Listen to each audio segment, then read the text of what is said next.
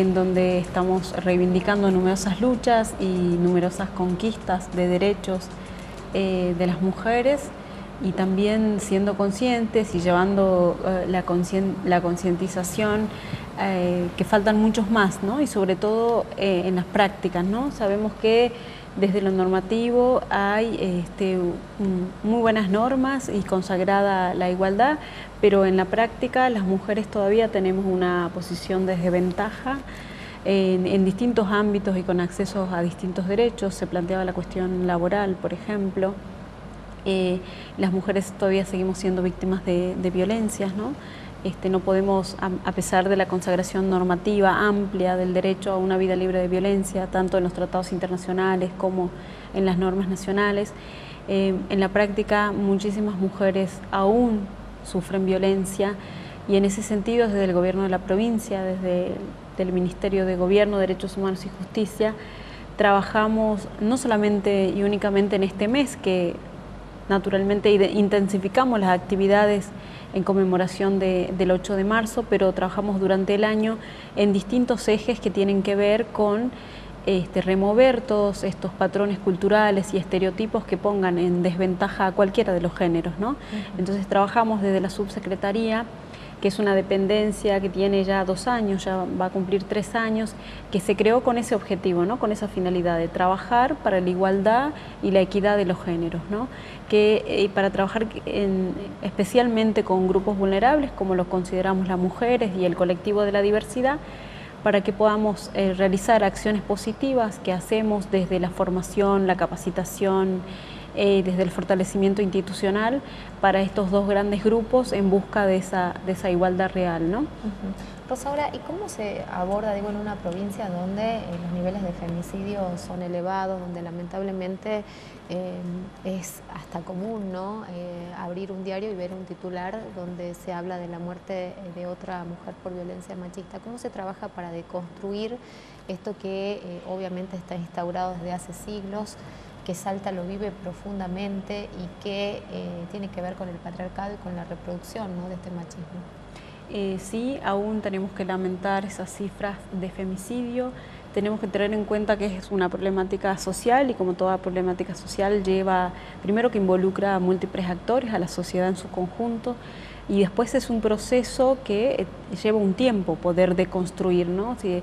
Como decíamos, si estamos inmersos en esa cultura machista que pone en situación de desventaja a la mujer, va a tardar mucho el proceso en que eso se revierta. ¿Cómo trabajamos desde el Estado? En 4 ejes te podría resumir. Un eje es de la prevención, a través de la Subsecretaría de Políticas de Género, haciendo actividades de formación, capacitación, no solamente en fechas conmemorativas como esta, sino durante todo el año. Trabajamos también en el empoderamiento de las mujeres, que sería el segundo eje, como para conseguir que las mujeres sientan e internalicen efectivamente el derecho a la vida libre de violencia, ¿no? Que tiene que ver con la no culpabilización, con la salida de las mujeres empoderadas, que no tengo por qué sufrir esa violencia, no tengo derecho a sufrirla, ¿no? El otro eje es el trabajo y el involucramiento con los varones. Desde la Subsecretaría también llevamos a cabo acciones que van dirigida a los varones, pero con el objetivo de evitar que más mujeres sean víctimas de violencia, digamos. Entendemos que los varones también sufren las consecuencias de este patriarcado porque se les exige numerosas cuestiones, y es necesario también poder revisar toda esa cultura machista o ese aprendizaje que hacen los varones, que tiene que ver con estas cuestiones de naturalización de la violencia, de dominio, de superioridad, involucrando también a los varones, pero siempre teniendo en cuenta que el objetivo es siempre hacer cesar las situaciones de violencia y que más mujeres no sufran violencia, ¿no? Y el otro eje es el fortalecimiento del sistema de protección.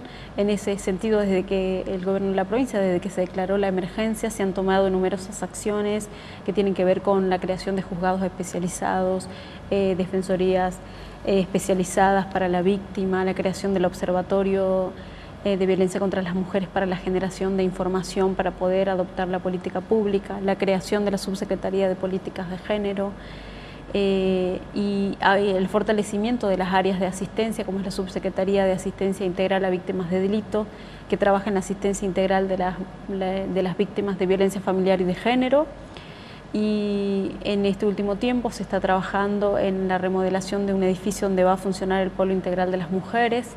Es un edificio que va a concentrar todas las dependencias estatales que te mencioné, incluyendo el Consejo Provincial de la Mujer, atendiendo a la salud sexual y reproductiva, las consejerías sexuales y reproductivas tan necesarias para las mujeres, en un solo lugar, para evitar esto que se da en la práctica con las víctimas de violencia y que es la revictimización, ¿no? La ruta crítica que denominamos de las mujeres, como para solucionar esa problemática que sufren las mujeres, que todas las dependencias puedan estar en un mismo lugar y que la persona víctima pueda concurrir a ese establecimiento y pueda encontrar la solución o las dependencias en ese único lugar, ¿no? También en esto del sistema de protección, la provincia tiene hogares de protección temporal para las mujeres víctimas de violencia en Salta Capital, en Tartagal y en Orán, y se está trabajando también con proyectos para la zona de Anta, de Joaquín B. González. Es decir, se han tomado medidas para fortalecer este sistema de prevención, de trabajar con la cultura patriarcal que pone en situación de desventaja, y también en fortalecimiento del sistema de protección. Entendemos que hay que redoblar los esfuerzos y que más allá de que sea un proceso, estamos trabajando, continuamos trabajando en pos de eso y esperamos sinceramente poder revertir en lo inmediato estas cifras, porque realmente nos duelen, ¿no? A todos los salteños y a todas las salteñas. Rosaura, se daban a conocer también algunas cifras del INDEC, entre las que se menciona que el 50% de las mujeres aproximadamente sufre violencia dentro de su hogar, ¿no? ¿Cómo abordan esto? Porque me imagino que esto también ocurre en distintas instancias de la vida, ¿no? Cuando son jóvenes, cuando son adolescentes, cuando son niñas, viniendo esa violencia desde sus padres, desde los familiares más cercanos, y después en la vida adulta quizás desde sus parejas, desde sus maridos, y de esa forma, digo, se convierte también en un ciclo que atraviesa toda la vida de las mujeres. Así es, la violencia doméstica es una de las que tiene mayores números en las estadísticas, y desde la Secretaría de Derechos Humanos se trabaja principalmente y mayoritariamente con la violencia doméstica. Allí es necesario tener presente que las normas, la ley 7888, habilita a terceras personas poder poner en conocimiento a las autoridades de esta situación, porque históricamente no pasó que el ámbito privado, el del hogar, tenía que ser como reservado y los problemas tenían que resolverse en el hogar, ¿no? Bueno, en eso ha habido mucho avance normativo, y tal es así que ahora se permite a terceras personas, amigas, vecinos, familiares, que puedan poner en conocimiento de las autoridades para que se puedan tomar las medidas de protección. Lo que tenemos que tener presente es que sin la ayuda externa de un equipo interdisciplinario es difícil salir de ese ciclo de la violencia que vos mencionabas, ¿no? Porque la violencia está inmersa y tiene ese ciclo que necesariamente pasa por distintos estados, ¿no? Que puede tener momentos de lo que se denomina luna de miel, que es muy común en la violencia entre las parejas, ¿no? El estallido de la tensión, el pedido de perdón que viene inmediatamente, las promesas de cambio, las demostraciones de cambio.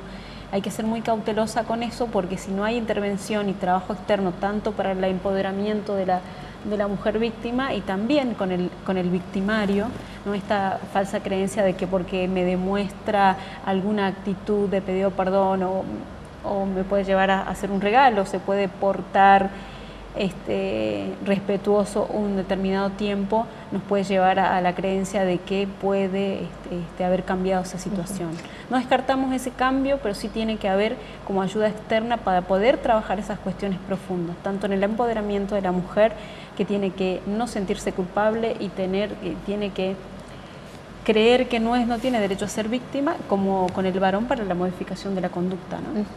¿Cómo se hace para trabajar esto, ¿no? De que se puedan percibir incluso las formas sutiles de violencia? Porque, bueno, conversaba con otras mujeres donde está naturalizado, ¿no? Que el varón la ofenda verbalmente en algo que otras no aceptarían y que sabemos que son conductas violentas, y sin embargo ella dice, no, pero yo se lo dejo pasar, o sea, me callo y lo dejo que hable, ¿no? ¿Cómo hacemos para que realmente esto no vaya creciendo? Porque en general la violencia tiene una escalada, así como vos recién mencionabas este círculo, círculo, también puede ir creciendo y pasar de esa violencia verbal e ir acrecentándose, ¿no?, hasta derivar en la máxima consecuencia que es el femicidio. Así es, lo importante en este caso es tener presente que existen distintas formas y modalidades de violencia, ¿no? La más común, la perceptible a los ojos es la violencia física y es la primera, digamos, de las que se visibilizó, pero también hay otros tipos de violencia que están como naturalizados, como bien decías, y que tienen que ver no solamente con la violencia psicológica, que de a poco se va visibilizando más, sino con otras formas como la violencia mediática, que se traducen después en otros tipos de violencia. Quizás nosotros decimos y trabajamos el año pasado desde la subsecretaría y este año también con los mitos del amor romántico, esta creencia de que el amor todo lo puede, todo lo supera. Y que el amor duele, porque también está esto de que el amor es, claro, sacrificio, tiene su sufrimiento, digamos, esto de creer que bueno, que después de una serie de etapas de sufrir va a llegar el momento en que viviremos felices, ¿no? Claro, o que el sufrimiento forma parte del amor, que el celo forma parte del condimento de la pareja. Sí. Y entonces es importante trabajar en desnaturalizar esas. El amor no tiene por qué doler, ni tiene por qué ser jerárquico de una persona hacia otra, digamos. Entonces es poder visibilizar esas formas de violencia y poder entender esto que vos decías, cómo eso que pueden parecernos insignificante. Con los adolescentes trabajamos la cuestión de las contraseñas de las redes. Ajá. Eso que puede ser insignificante puede ir creciendo, porque puede ser... el control en la vestimenta, ¿no? ¿Quiénes son tus amigos? No quiero que hables con tal persona. Digo que es tan frecuente, es tan común y está tan instaurado incluso en los adolescentes, como vos decís, ¿no? Sí, que se siga reproduciendo, por más que ellos han superado quizás otras barreras, pero sin embargo siguen inmersos en esto mismo que vivimos los adultos. Así es, sigue estando presente, y esto te mencioné el ejemplo de las contraseñas en las redes, porque es digamos, la manera que el control se está ejercitando ahora. Es decir, salí con amigas, el pedido de, bueno, a ver, mándame una foto para ver cómo estás vestida. La ubicación. O la ubicación, y estas formas de control que pueden, que son, primero que no corresponden, pero después que uno las puede ver insignificantes, pero si las pensamos en el sentido de ¿qué pasa cuando una mujer se empodera y posiciona y dice, no te voy a dar mi contraseña, no te voy a mandar porque no tengo por qué hacerlo? ¿Qué pasa en ese momento, no? Entonces nosotros siempre recomendamos los y las adolescentes decir, ¿qué pasa? ¿Lo querés dejar y podés? Como para que ellos puedan identificar si están inmersos en una situación que puede ser violenta, quizás no de la gravedad de la violencia física o de un delito penal, pero sí tener en cuenta que la violencia va en escalada, como decíamos hace un rato, y siempre va creciendo. Es así, digamos. ¿Qué pasa con las bromas? Porque los chistes muchas veces se encubren, ¿no? Algunos son muy evidentes y otros, sin embargo, son un poco más sutiles, pero tienen también su condimento machista. Exactamente. Uno de los tipos de violencia es la violencia simbólica. Quizás es la más invisibilizada, y por ahí que compartamos un chiste en el grupo de WhatsApp puede ser hasta divertido para algunos. La recomendación es que podamos reflexionar, es que si ese mensaje reproduce conductas estereotipadas, ¿no? Como por ejemplo hoy los del Día Internacional de la Mujer, asociando a las mujeres con las tareas del cuidado del hogar, ¿no? De la cocina, este tipo de cosas, o una asociación directa de la mujer madre, digamos, ¿no? Madre abnegada, estas cuestiones posicionando a la mujer en un solo rol. Y reproducen esos estereotipos que se traducen en violencias, ¿no? En la violencia simbólica, que pone a la mujer en una situación de inferioridad respecto al varón, ¿no? Porque quizás no juzgamos con los mismos ojos a un varón y a una mujer, y eso en las reproducciones de los grupos de WhatsApp se da. La recomendación desde la subsecretaría es que primero no reproducir esos chistes machistas, descalificantes o estereotipados hacia las mujeres, que tengan que ver con la ropa, el cuerpo, los trabajos, la maternidad, y sino que se pueda empezar por no compartir y después tomar una actitud de decir, si me parece mal, me parece discriminatorio, me parece que va contra la igualdad, poder manifestarse y decirlo sin llegar a extremos a los extremos, ¿no? Como bien decíamos, con actitudes radicales, sino poder invitar a reflexionar. Nuestro objetivo tiene que ser que la otra persona piense que eso es una reproducción de la violencia simbólica y que daña, o sea, no dañará de la manera que te imagines de la violencia física, pero es el caldo de cultivo para que esa violencia se reproduzca. Y si seguimos reproduciendo estos mensajes, si soy docente, en la familia, si soy padre, no estamos dando ese debate en pos de la equidad, sino estamos contribuyendo a la naturalización de la violencia y a la generación de esta cultura patriarcal que hay que pensarla. Lo primero, la invitación primera es a pensar.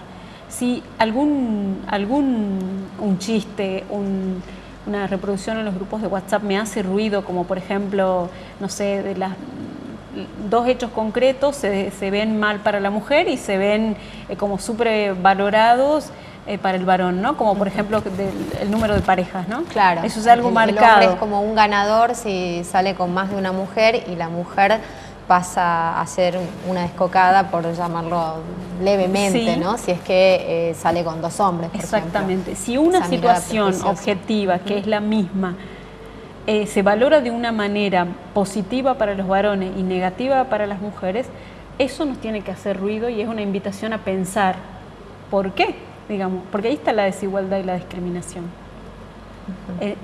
Entonces no tenemos que hacer reproducciones y en este mundo que estamos viviendo de redes y eso, ser cauteloso con las recomendaciones, pensarlas, releerlas y si me hacen ruido no compartirlas como algo gracioso, porque hasta puede parecer gracioso, ¿no? Pero sí incluyen el mensaje y esa es la sociabilización de la cultura patriarcal y las reproducciones. Pues ahora, ¿y qué pasa en el caso de las violencias institucionales, ¿no? ¿Qué pasa cuando una mujer va a exigir el kit profiláctico? ¿Qué pasa cuando una mujer va y pide por métodos anticonceptivos? Cuando tiene que decidir de qué manera parir. ¿Qué ocurre en ese sentido? ¿Qué les podemos decir a las personas que nos estén mirando acerca de sus derechos, de cómo ejercerlos en los distintos ámbitos y en este caso puntual en la salud? Bueno, en ese caso es otro tipo de violencia, la violencia institucional, la que la ejercen personas que están en un lugar de garantía de los derechos. Y en ese sentido, dos recomendaciones. Y nosotros trabajamos en la capacitación de los agentes estatales de policía, agentes de salud, agentes de ministerio, de otros ministerios de asistencia, equipos interdisciplinarios, para que puedan estar, no solamente conocer las normas, sino estar sensibilizados, es poder decir, tener un posicionamiento de empatía y amigable con esa persona que viene a solicitar un servicio que yo le tengo que garantizar. Sí, y eso por un lado, la capacitación y la sensibilización a quienes tienen que garantizar esos derechos. Y por el otro lado, el empoderamiento de las mujeres para poderlo reclamar. Y si hay alguna persona que ha sufrido situaciones de violencia, poder contarlo, denunciarlo y que eso no siga ocurriendo. Lo que tiene que recibir una persona cuando va a buscar a cualquier institución pública o privada tiene que tener el buen trato, ¿no? El buen trato de persona. Y si se trata de una mujer que requiere o pide la garantía específica de algunos derechos, como los que vos mencionabas, el derecho a decidir cómo parir, tiene que ser respetada porque las normas así lo garantizan. Entonces tiene que ser en la práctica garantizarse ese derecho que las normas ya lo reconocen. No es que se lo dan, lo reconocen porque ya lo tuvimos a ese derecho, lo tenemos como mujeres a decidir cómo llevar adelante nuestro parto o el proceso, cómo se tiene que hacer.